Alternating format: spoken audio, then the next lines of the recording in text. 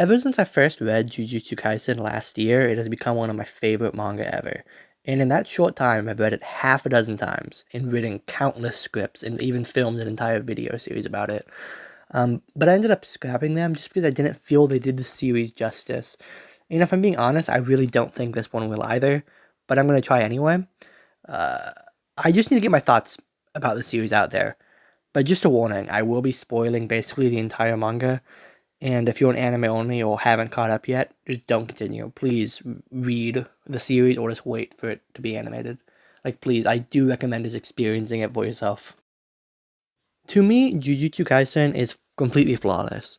Not to say it's my favorite story, there is a good handful I do like more than it, but I just don't think there's a flaw to be found. There's not a single character that is meant to be liked or that I dislike. All plot lines are amazing and very interesting. The fights are all 10 out of 10. The art is great besides like one chapter. And the pacing is immaculate. Like seriously, the pacing is great. The series is pretty short. Like it's probably only going to be like 250 chapters long. But there's just so much content in it.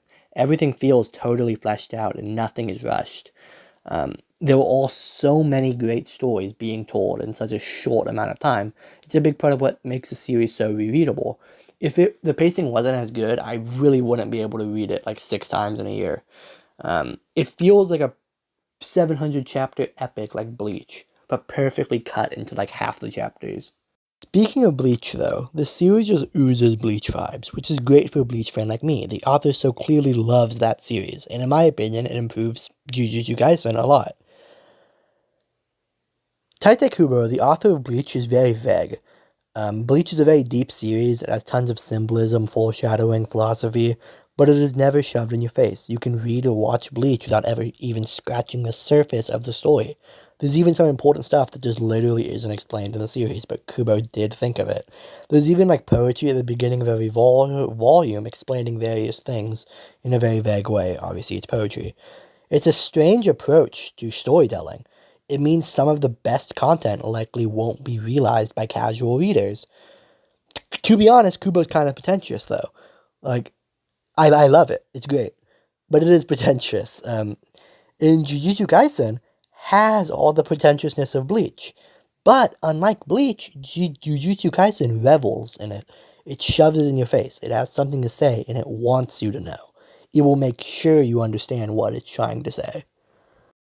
Some scenes really feel like Gege is writing this entire series just to share his shower thoughts. Like Mahito constantly rants about his philosophy and it isn't just hot air. His rants on souls are super entertaining and kind of thought-provoking, and it's super relevant to understanding his character. Junpei is another really good example of philosophy in the series. Junpei is less of a character and more of a soapbox for Gege.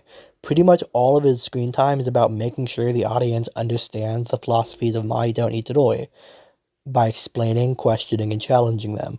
Him meeting Mahito allows us to understand Mahito's beliefs. Then him being killed allowed Itadori's beliefs to be challenged, as he then has to deal with not being able to save someone. He just exists to set up Itadori and Mahito's relationship, basically. Junpei isn't just a soapbox for that, though. His main plotline is about bullying, and I really do think it was Gege venting his frustration about that topic. I don't know if he was bullied, but he definitely had an issue with how schools handle it. Junpei's rant about teachers not having a right to comment on real life seems very genuine, and that's something I like about the series. It feels like Gege truly cares about the topics he brings up. Philosophy links to my next topic, the story. The whole story is built off one philosophical question. What is death? That's literally how the series starts. In the first chapter, Itadori's grandpa dies, and then a couple pages later, Itadori directly asks that question. And then pretty much every major scene with Itadori after that challenges his original answer. Itadori's focus on death is the reason Mahito is such a compelling rival. It's someone whose entire life is focused on saving people from unnatural deaths, fighting someone who has no value for life, because they see the soul as a weapon with no inherent value. The fact that Itadori is also his natural rival ability-wise contributes to why their relationship is so good. In my opinion, it's the best rivalry I've ever seen. The theme of death extends past just that, though. It also explores the impact of final words. The first example of this is in the first chapter, where Itadori's grandpa dies after telling him to help people, and later Itadori risks his life and ends up eating Sukuna's finger because of those words.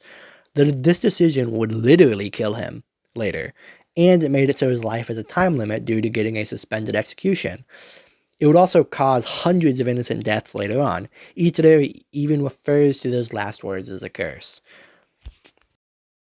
Last words cursing people is shown a few more times throughout the series. My personal favorite example is with Maki. Her sister's last words caused her to commit a mini genocide. She literally exterminated her entire bloodline because of her sister's last words. It's a really heartbreaking plotline. On one hand, it was satisfying seeing the Zenin family get what was coming to them, but on the other hand, this dying teenage girl's last thought was about massacring dozens of people. And that thought caused her grieving twin to abandon her morals and brutally murder her entire family, and then systematically hunting down the people who weren't at the house.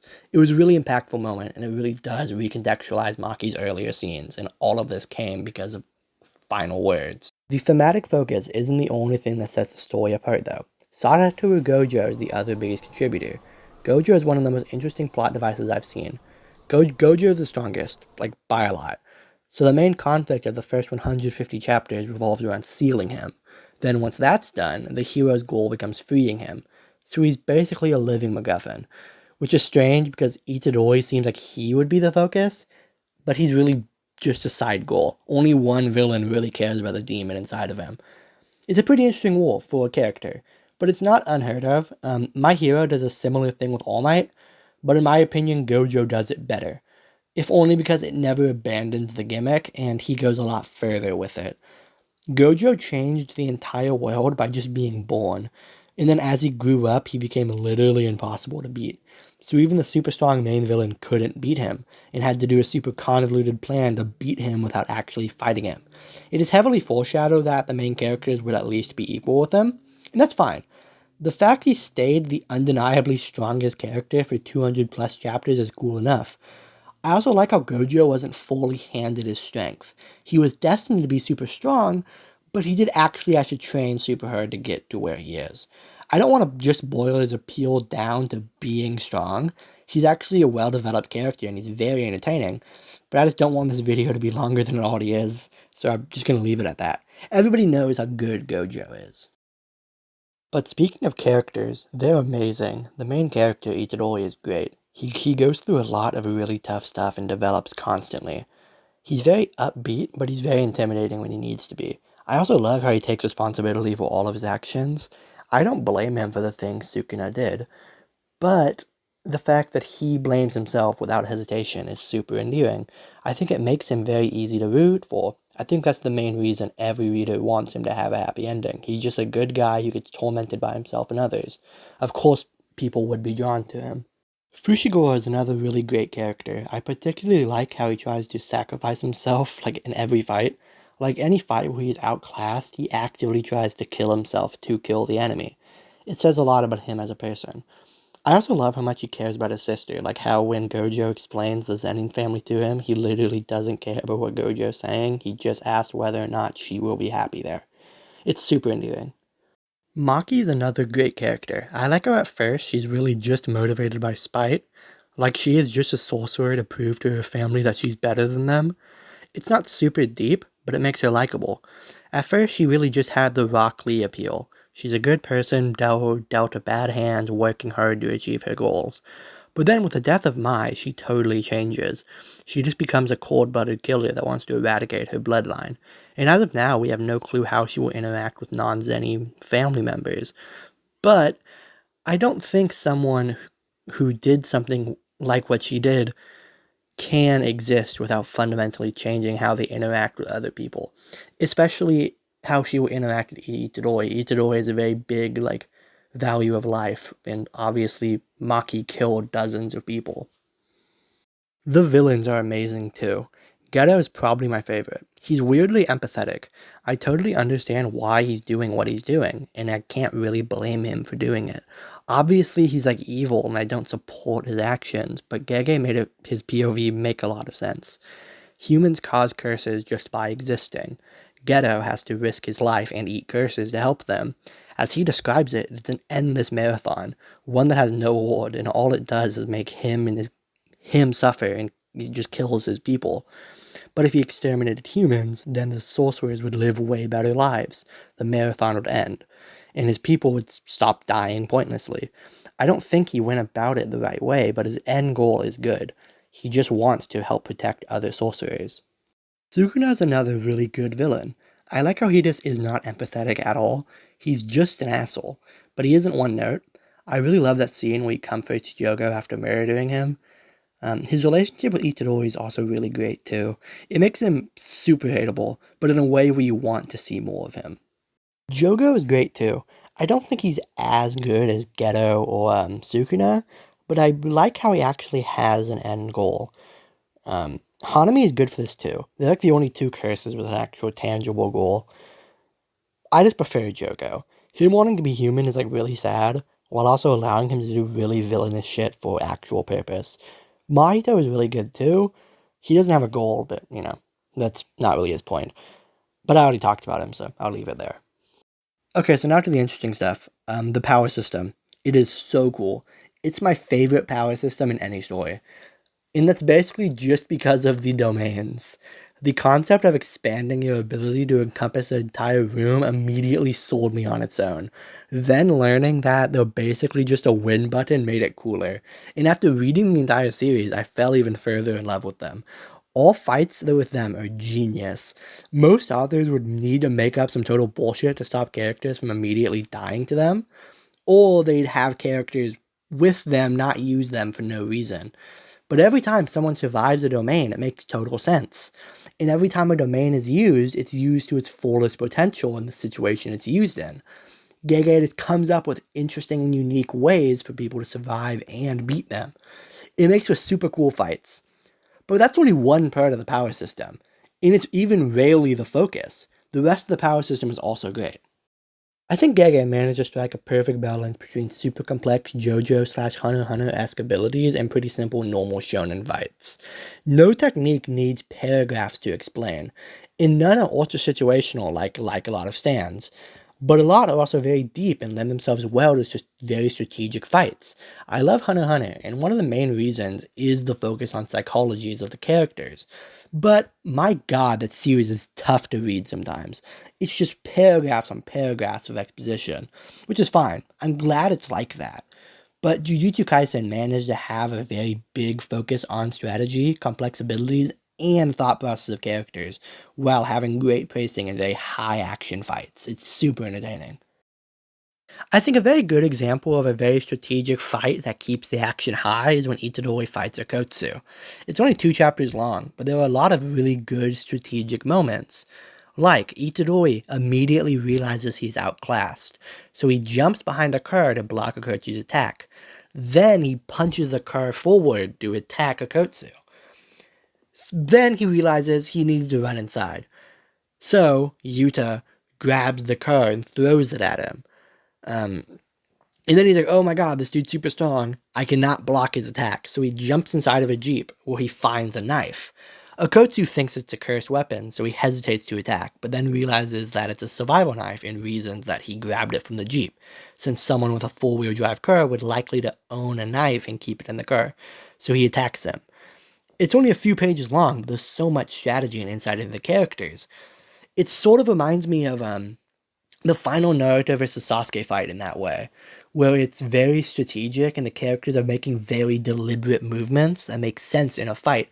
It's very strategic, but it's not like Hunter x Hunter, where the characters are kind of standing around being ultra, analyzing. It's more realistic versions of strategy. And it's super cool to read, even if you know what they're going to do. With Hunter x Hunter, once you kind of know how the thing plays out, the fights become less entertaining, but I don't think that's an issue with Jujutsu Kaisen. There's dozens of more examples of this. Pretty much every fight has stuff like this, but it's just my favorite. Another great aspect of the fights is the techniques themselves. I think Gege strikes a really good balance between cool, complex abilities and practicality. Projection sorcery is a good example. It's like the most practical ability possible, but the ability itself is actually pretty complex.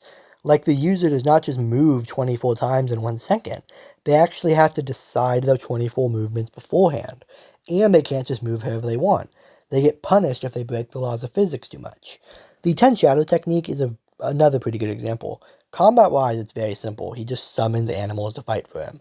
But the non-combat rules is where it gets interesting.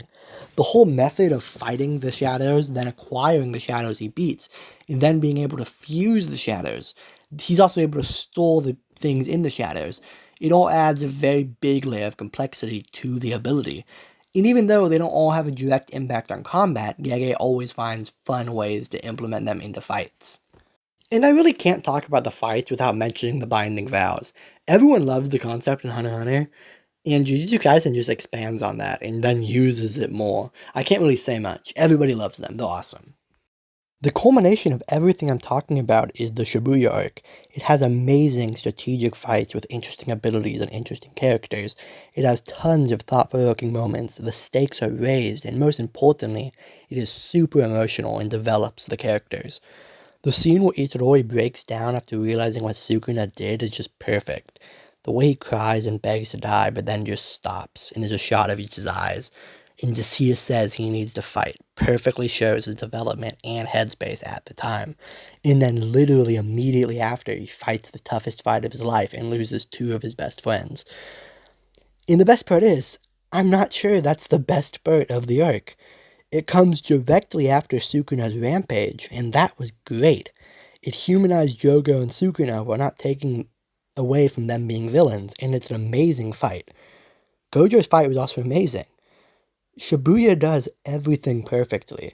It is one of the best arcs ever written. It perfectly manages action, emotion, and development, while moving the story along at a great pace. Anyways, that's pretty much it. I could probably rant endlessly about this series and why I like it so much, but that's just sort of redundant, so I'm going to stop here. I've kind of made all the points I want to make. So, I hope you enjoyed this, and if you agree or disagree, please let me know. This isn't like an objective review or anything. I'm not trying to convince anyone of my opinion. I'm just sharing my thoughts on the series.